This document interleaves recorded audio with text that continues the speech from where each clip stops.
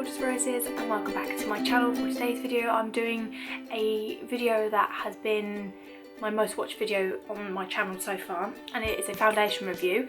I don't know why, but you all seem to love it, so I'm going to be doing another one of those today. So the one I'm going to be reviewing today is the Revlon Color Stay 24 Hours, and it's this one here.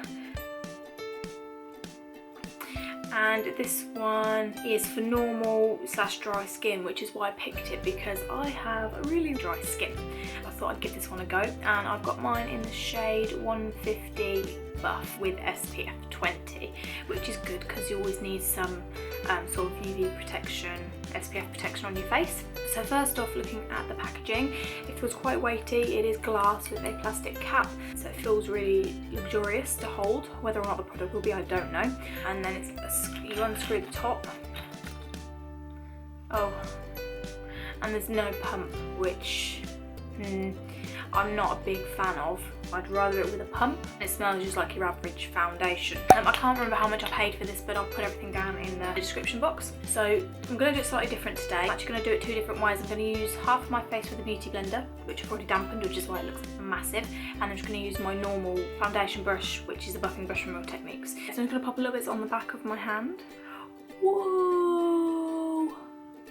Whoopsie! Okay, this is really, really runny. And that's too much. I'm going to see if I can scoop some back up in the bottle. Okay. Interesting. Same as before, the only thing I have done to my face is I've put some moisturiser on, which is my Clinique one, which you all know that I rave about, and I've just done my eyebrows. So that is the only thing that is on my face so far. I've not put any primers on, no nothing, just moisturiser. Just to show you my skin currently, I have a few breakouts sort of around my mouth area, and my usual redness around my nose, which is well what I normally get, and everywhere else is just fine, just dry. So that's what my skin looks like currently. I'm just going to do the beauty blender on this side.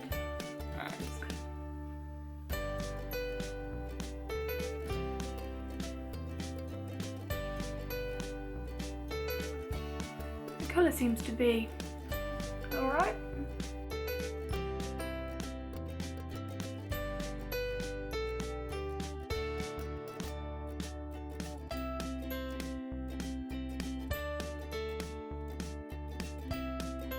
Okay, so that's the half with the beauty blender. I really, really like that. I really do love using the beauty blender for putting on my foundations anyway. And I'm just going to blend this side in with my Real Techniques buffing brush. And I just stipple this on, just because I have dry skin. I don't want to drag it across. I want to buff it into the skin.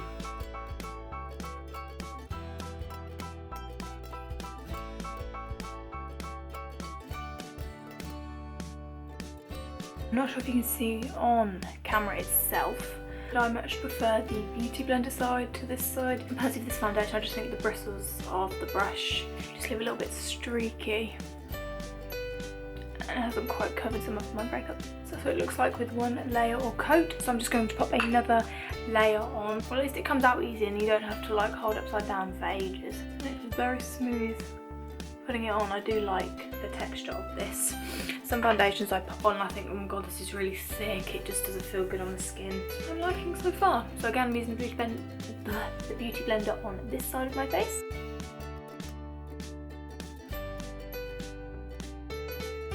Okay, so this is definitely buildable, which is good. I like that in a foundation, because if you want to go for that sort of natural look, you can just put like a really thin layer on, and then when you want a more full coverage look, you can just build it up. So that's why I really, really like foundations like that. And it's not really clinging to any dry patches either, which is good.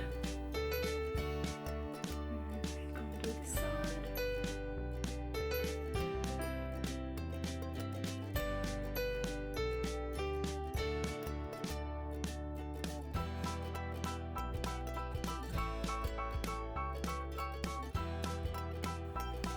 Okay, so that's what 2 coats looks like.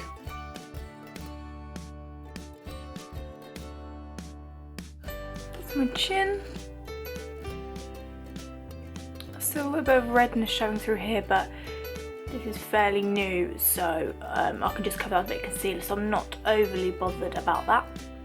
Around my nose, as I said, because I do have dry skin, this is the first area where it really starts to cling to the dry patches and crack around my nose. I'm going to see how that holds up.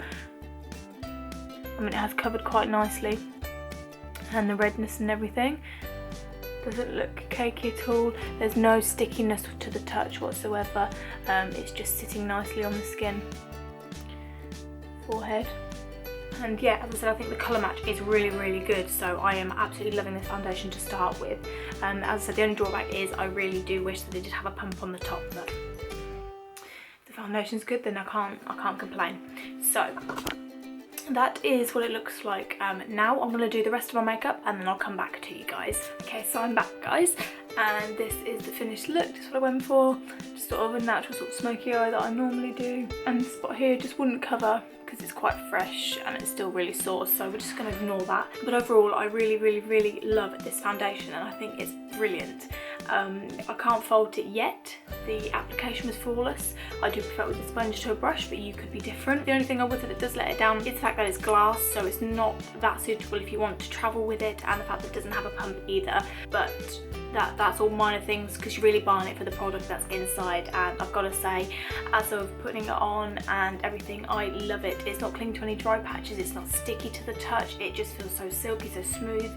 It just feels lovely on the skin. I don't feel like I'm wearing a foundation, and it did cover all my rednesses and everything minus the little blip here. I cannot knock this product. If you haven't tried it, go and try it. So what I'm going to do is the same as last time, tell you how I think this product will last throughout the day, how it's looking on my skin, how it just lasts basically. I'll come back to you and let you know how this foundation's getting on. So stick around and I'll see you in the next clip. Hi guys!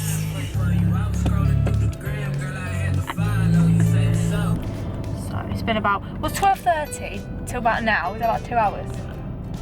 Yeah, didn't know that was done. Okay, so it's been about 2 hours now. Have eaten. It's doing alright. Look at my chin. And that spot we're just going to ignore. It's laughing at me, Kieran. And actually it's holding up quite well around my nose. Stop cracking.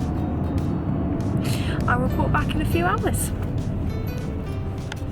Okay guys, so it's been about 5 hours, because I forgot to mention I put this on at about 12:30 this morning, afternoon, and it's lasted really, really, really well. I am so impressed with this foundation. I haven't touched up at all today, so I'm just going to go through a close-up and just see my final thoughts on this foundation. Okay, so as you can see, like, absolutely flawless.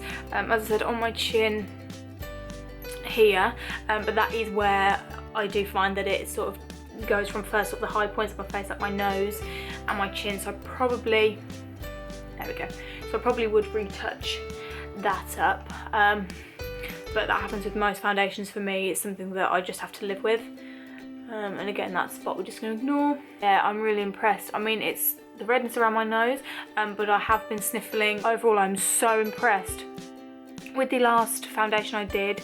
It was the L'Oreal True Match that really cracked around my nose, whereas this one has performed so well. I'm so impressed. Got a bit of fallout from my eyeshadow, so ignore that.